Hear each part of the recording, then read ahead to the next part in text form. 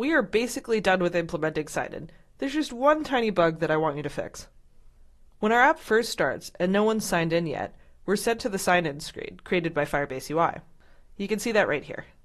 When you press the back button from this screen, it just opens up Firebase UI's sign-in activity again. That's fairly annoying. How do I get out of the app? Unfortunately, it's also the expected way that our code works right now. The code's auth state listener will always pop this up. When you press the back button, you're trying to go back to the main activity, but the main activity automatically triggers this login flow to appear if you're not signed in, creating an infinite loop of sorts. Now the app should just let us exit if we press the back button. So let's figure out how to do that. Let's go back to the Firebase UI diagram, which shows the sign-in flow. We start the Firebase UI flow from within a start activity for result call. The result will come back into the onActivity result method. The result code will also be returned with it to indicate whether a sign-in happened successfully. Firebase UI uses the standard result OK and result cancelled result codes.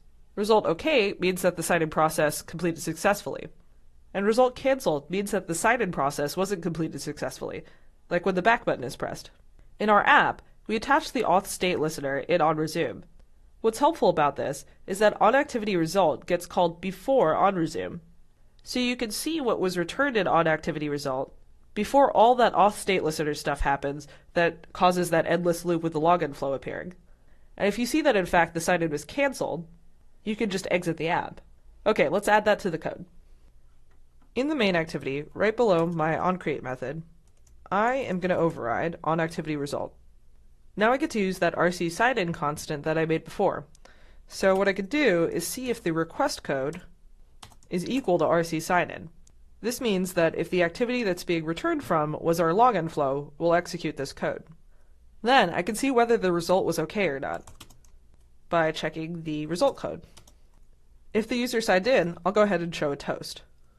Otherwise, if the user canceled the request, in which case the result code will be result canceled, I'll make another toast, which shows the canceled result, which says sign in canceled, and I'll finish the activity.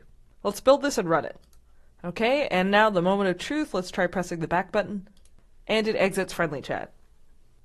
And when we do want to sign in, I'm signed into the chat, and I can start typing messages as myself.